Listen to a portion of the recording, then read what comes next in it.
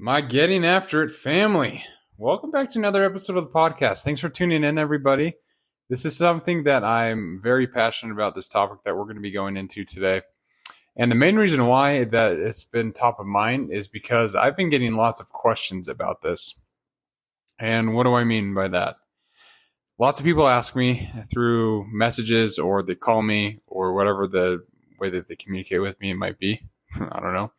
But they always ask me, like, hey, what drives you? Like, what keeps you going? How do you keep, trying to achieve certain fitness goals? How do you keep going at work? What do you do to constantly improve and seek out newfound skills and different things? Because that's one thing that I've always tried to harp on and really emphasize is that there's always opportunity to grow and to develop personally, right? And so because of that, lots of people ask me questions on how I do that for myself and what kind of things I tell myself and what that looks like. And really what it comes down to is setting goals, and realistic and achievable goals. Not necessarily something that's out of your wheelhouse, but it has to be meaningful, achievable, and aligned with your values and priorities. And we're going to be going into each one of these different things, what they mean for yourself, certain questions that you can ask yourself when you decide to set goals. But then certain things that you need to identify before you begin, where you should start, different topics to, think about when you are going after these goals. But then also I'll go through just some examples of like 3 different types of things. One would be maybe setting specific and measurable goals. Another example will be going into time-bound and achievable goals. And then the last one would be getting out of your comfort zone and focusing on ways that you can really do that for yourself. And they're each going to be different situations. And then that's kind of what I want this podcast to be a little bit about, is that no matter what your goal is, that if you don't set boundaries and you don't set timelines and make them achievable for yourself and realistic for yourself, then ultimately these goals are just going to be dreams. And that's not the point of this podcast. The point of this podcast is to motivate you, inspire you, whatever you want to call it, to go out and achieve your own goals and find ways that you can get better and really live a life that you're proud of. So going into the first part of goal setting, I think it's important to focus on questions to ask yourself when you are achieving the goal. The first one that you need to do, first question you should ask yourself when you're setting a goal is, what do I want to achieve? Like, what do you need to do to define your goal in a clear and specific way? Because if you don't know what you want to go and pursue, then your goal is just going to be floating out there. And along with that, you need to figure out why it's important to you and ask yourself that. Why is this goal important to me? You need to identify the reasons why this goal matters and how it aligns with your values and priorities, which we'll go into a little bit after we discuss the questions. But figure out why it's important to you. Do you want to do something just for looks, to impress other people? Or do you want to do it to really help yourself grow and find ways that you can, like I mentioned, live a life you're proud of? That goes into the next thing, which is, what are the benefits of achieving this goal? What's going to happen for you? So sit down and list the potential rewards and benefits that you'll gain from achieving your goal.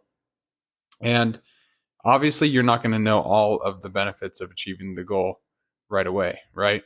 I've brought up I brought up many times that I am training for a marathon.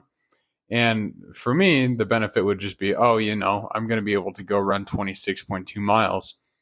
But without knowing that, like before, I'm actually learning a lot of lessons while I'm training. One of them is endurance. It's hard to stay focused when you're on a 10-mile run, because you'll get to mile 7 and all you're focusing on is, oh my gosh, my legs are going to fall off. I'm going to die. I need some food. Where the hell are the carbs? I don't know. You just start telling yourself these things. But when you're in that moment, you have to learn how to focus on the task at hand. And so that's a lesson that I'm learning.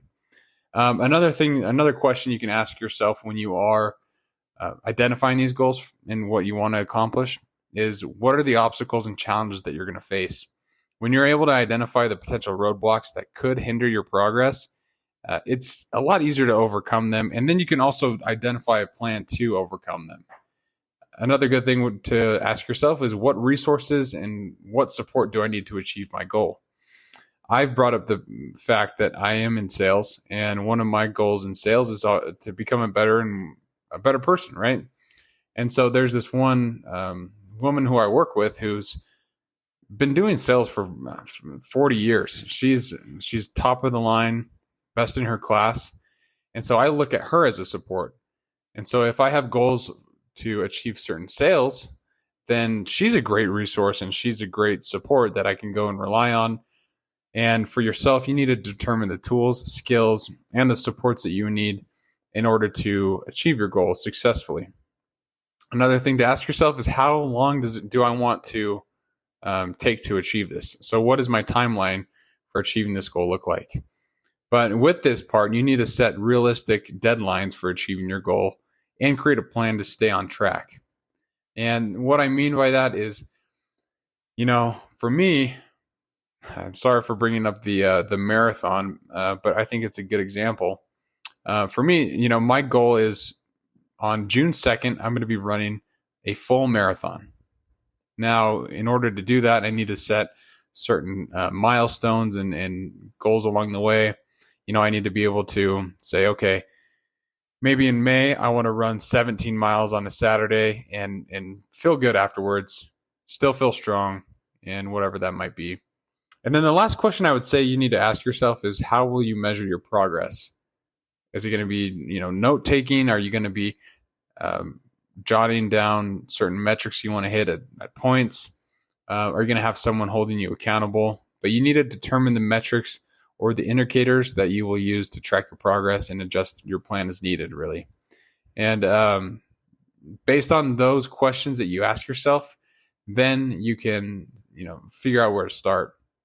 This is where the questions are going to align with your values. And that's the first thing that I would say is, you need to identify what your values are and what your passions are. You need to start thinking about what is important to you and what you are passionate about, because this is going to help you as you try to achieve meaningful and motivating goals. And, you ask yourself, what's most important to me at this part of my life? Is it my family? Is it my job? Do I want to reach certain fitness goals? Do I want to try a new skill? I brought up in the last podcast, I want to learn the piano. And what is it going to take for me? If I want to focus on learning the piano, I need to set meaningful and motivating goals to get there. So maybe by the end of the year, my goal could be, I want to play Purple Rain by Prince on the piano. And that could be a good goal. That's a good start. But figure out what you're passionate about, and that'll help you start identifying where you could go. But the next thing I would say is, make it very specific for you. So rather than setting like a vague goal, like, oh, I want to get into better shape, make your goal very specific and measurable too, I would say. For example, you could say, hey, my goal is to go on a 5K race in under 30 minutes. Obviously, a lot of people can do it faster than that. But for some people, getting into better shape might look like running a 5K in under 30 minutes. And you just need to figure out how to make it specific for yourself. And don't compare yourself to other people when you're doing this, because there's people like Nick Bear, who is he's a triathlete. He's an ultra marathon runner. I'm not going to compare myself to him, because if his goal was to run a marathon, he can do marathons below 3 hours. It's called a sub 3.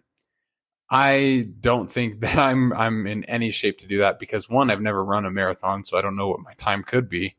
I mean, I'm sure if I really trained hard and like quit my job and dumped my girlfriend, got rid of my family, and focused only on marathon training, sure, I could probably do a sub 3, but that doesn't sound like a good idea. And that goes into the next part, which is you need to set realistic yet challenging goals for yourself. Don't make it too easy.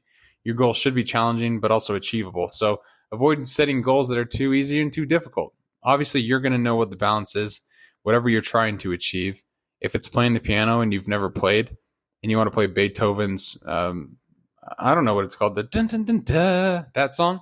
If you want to do that in 3 weeks, good luck. That's too difficult. But if you say, oh, I want to play hot cross buns within a year, that's probably a little bit too easy. So make sure that it's a balance of achievable, realistic, but it still challenges you, okay? And that's where you can start to break things down into smaller steps. So once you set a challenging goal, maybe something that's a little bit out of your wheelhouse, then you can break it down into smaller steps that you can take towards achieving that. This will make it a lot more manageable for you. It'll keep you motivated. You won't lose focus. A good example of this could be you want to gain 10 pounds of muscle. Okay, what's the timeline for that? It's kind of hard to say because everyone's body's different. You're going to have to eat certain foods. You're going to have to get DEXA scans if you actually want to understand how much muscle you are building. And from there, you could set up a training program. So that could be step number one. And then break it down to another step. Figure out what diet that you need to make in order to be healthy, be strong, and still have the endurance that you would need in order to continue training and following through on your commitments to yourself. So break it down and then figure out the steps that you need to get there. And then going into that is also tracking your progress along the way.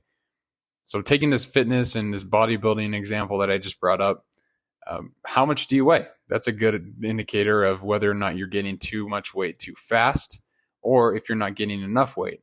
So you can say, oh man, I haven't gained weight in 3 weeks.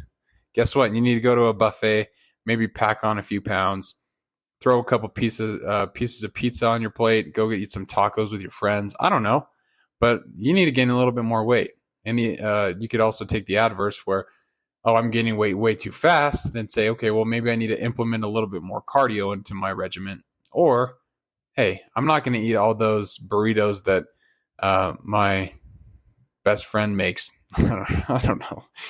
Guys, it's a little bit late, so I'm kind of tired and brain dead. So my examples might be bad, but I'm a human, so just cut me some slack. But what I'm saying is just track your progress. And that could be, like I mentioned, in a notebook. You could have a spreadsheet. Whatever's easiest for you. That's what I would say is the best way to track your progress. Don't make any more steps of your goal setting more complicated than they need to be. You need to simplify it, dumb it down, and make it fit in your schedule. Now, this next part is a little bit difficult for some people because it hurts the ego sometimes, but it's adjusting your goals when you need to. You know, we're not all superhumans. We can't all go and achieve everything all at once. We're going to fail at times. But the difference between failing and continuing to pursue your goal is learning from those failures or from those mistakes. So I'm going to keep going on this bodybuilding example. But if you're gaining too much weight while you're trying to achieve 10 pounds of muscle growth, and because of that, you know, you could say, oh, well, I was gaining weight too fast at this time. And in order to achieve my 10 pounds of muscle goal without minimal fat gain, I need to implement more cardio. Don't take that as a failure. Take it as a lesson learned. Like, oh, if I'm going to be implementing more of a focus on building my muscles, but I'm going to be continuing to eat this amount of calories every single day to fuel my body and to, keep me healthy, then implement more cardio and use that as a lesson learned. If you are going to go take a Spanish class, like I mentioned, my girlfriend really wants to take a Spanish class. And if you have any resources or you have any, good referrals, send them my way. But let's say my goal is, hey, I'm going to go try and speak Spanish down in Mexico. I'm going to go to Cancun. I'm going to have a full-blown conversation with someone in 3 months. But you're not practicing on all these different things. And you get down there and you have no idea what people are saying and people have no idea what you're talking about. Then that could be something where you're like, okay, I need to adjust my goals here. People don't understand what I'm saying. I can't speak Spanish. So I'm going to try and practice a little bit more by having conversations with some people that I do know that are fluent. You could adjust based on that. And that's what I'm trying to say is, like, no matter what, like, don't be scared to adjust your goals. That's where a lot of people, their egos get a little hurt at times, but don't let it hurt your ego. It's fine. Like, that's the point of life.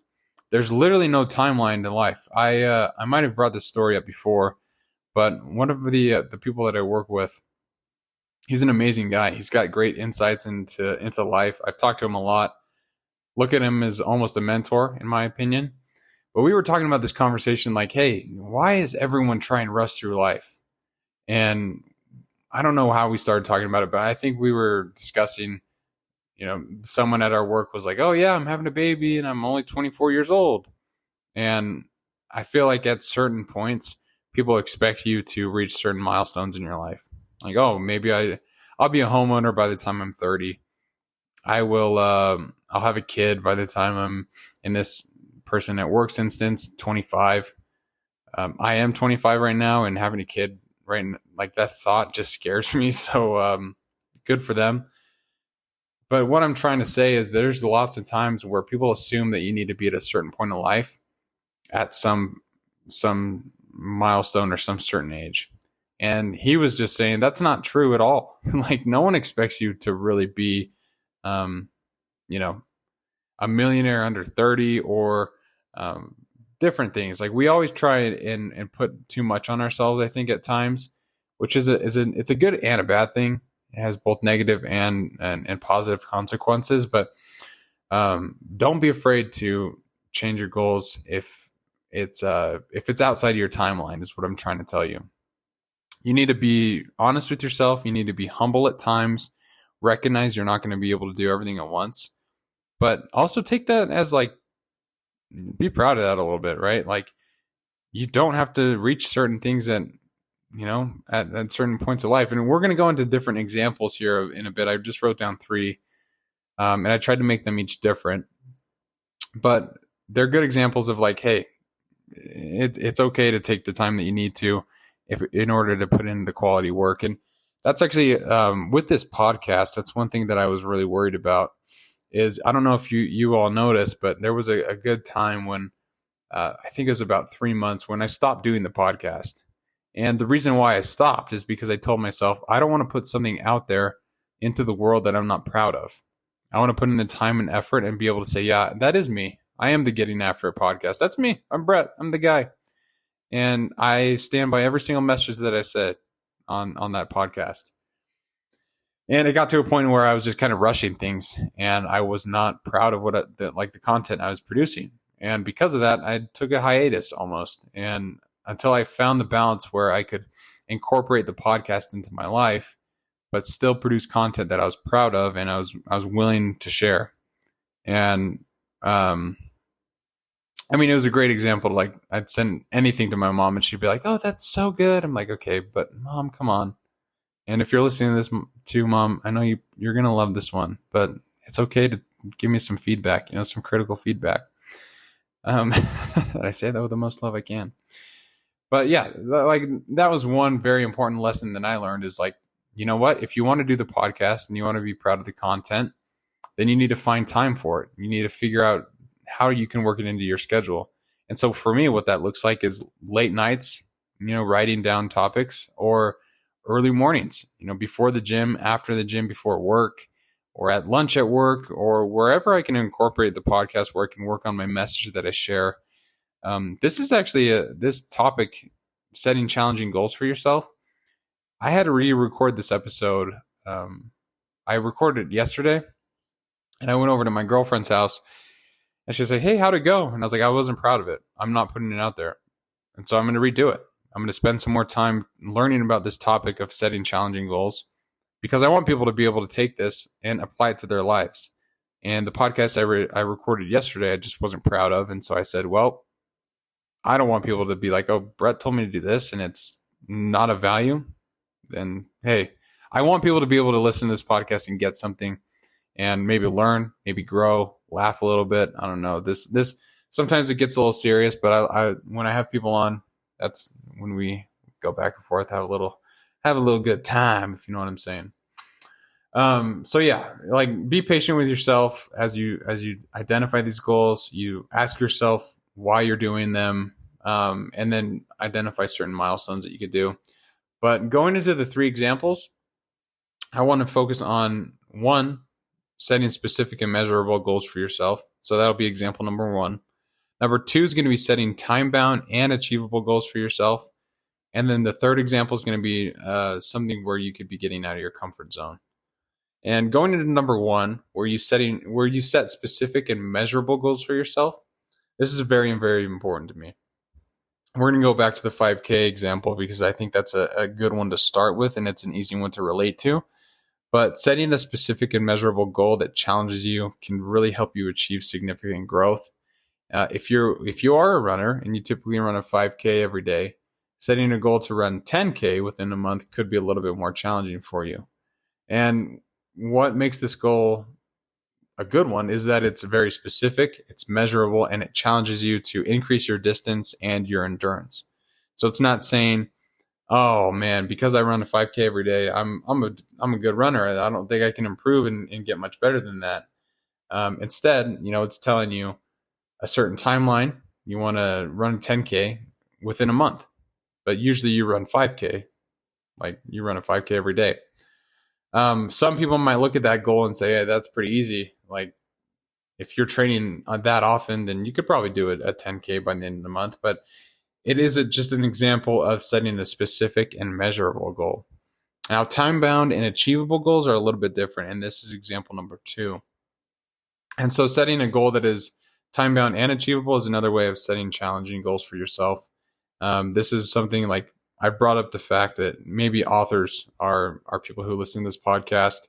And if you are a writer and you typically write 500 words a day, maybe you could set a goal to write 10,000 words, like a 10,000 word book within a 3-month period.